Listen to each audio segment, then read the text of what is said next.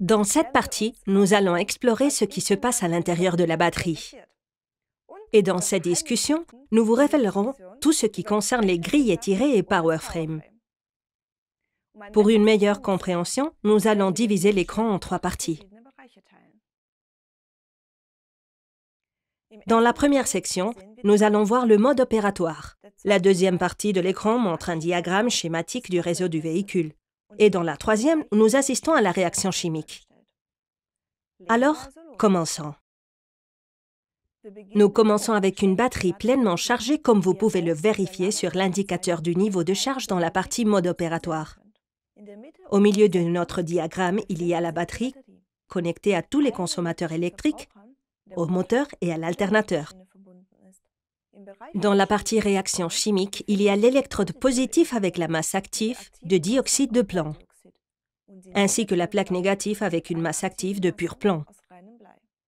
Entre les deux plaques, il y a l'électrolyte composé d'acide sulfurique dilué. La batterie fournit l'énergie au consommateur électrique pendant que le moteur est à l'arrêt. Cela signifie que la batterie est déchargée.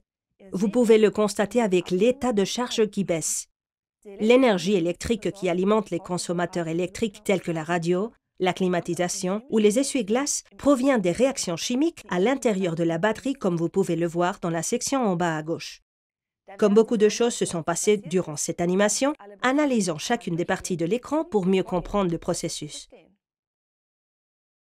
Après que le moteur soit éteint, toute l'énergie électrique nécessaire pour alimenter les consommateurs électriques provient de la batterie.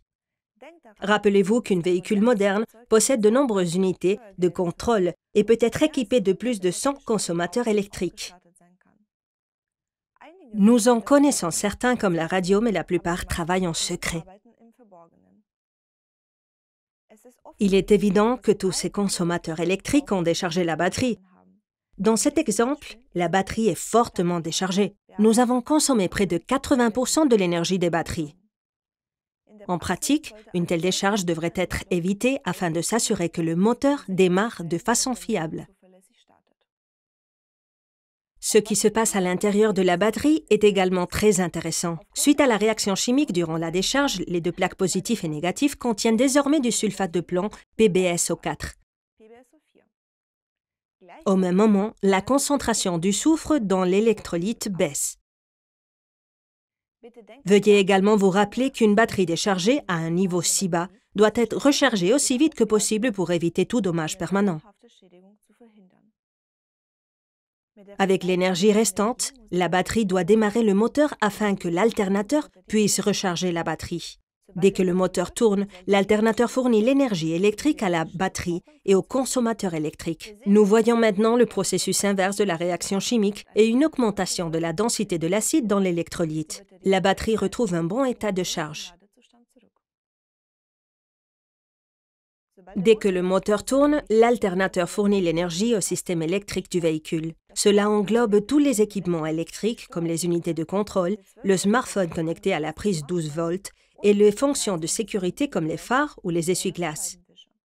Comme l'alternateur alimente tous les consommateurs électriques, la puissance disponible pour charger la batterie est limitée. Cela peut entraîner des problèmes, notamment en hiver. Imaginez que votre client fasse plus de trajets courts en hiver. Les phares, le chauffage, les sièges chauffants, les vitres électriques fonctionnent. Tout cela signifie que la batterie doit partager l'énergie de l'alternateur avec les autres consommateurs électriques. Cela entraîne une balance de charge négative de la batterie. Cela signifie que dans les saisons froides, le niveau de charge de la batterie baisse continuellement. Une balance de charge négative signifie que la batterie n'est pas suffisamment chargée pendant la conduite pour compenser la perte d'énergie causée par le démarrage du moteur. Mais revenons à notre exemple. Ici, la batterie était pleinement chargée pendant la conduite. Cette forte décharge de la batterie et la charge lui succédant dans cet exemple présentent un cycle de décharge de 80%. Vous vous rappelez probablement que nous avons déjà adressé le sujet des cycles dans le premier module quand nous parlions du test pour déterminer le cycle de vie. D'un point de vue chimique, nous sommes de retour à l'état original, ce qui signifie que l'électrolyte a de nouveau une forte densité d'acide. À l'électrode positive, nous avons de nouveau du sulfate de plomb et du pur plomb à l'électrode négatif. Au fait, nous parlons de plomb éponge. Qu'est-ce que cela veut dire? Pour atteindre une haute performance électrique, il est important d'avoir une large surface active sur les plaques. La bonne porosité de la masse active sur les deux plaques garantit comme une éponge une large surface entre la masse active et l'électrolyte.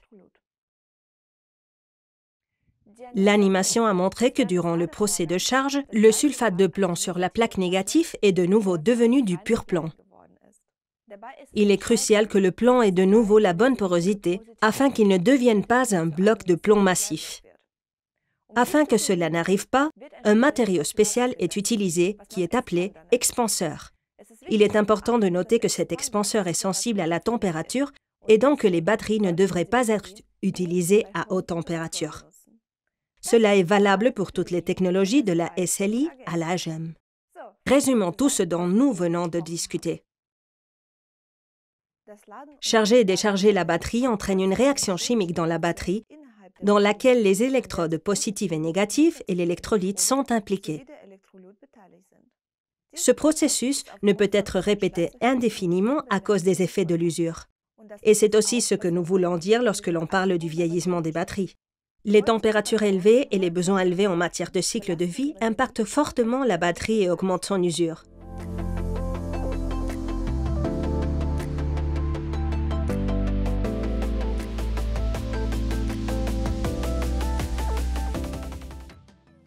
Maintenant que nous avons toutes ces informations, nous pouvons expliquer pourquoi chez Varta, nous utilisons des grilles de métal étirées uniquement pour l'électrode négatif.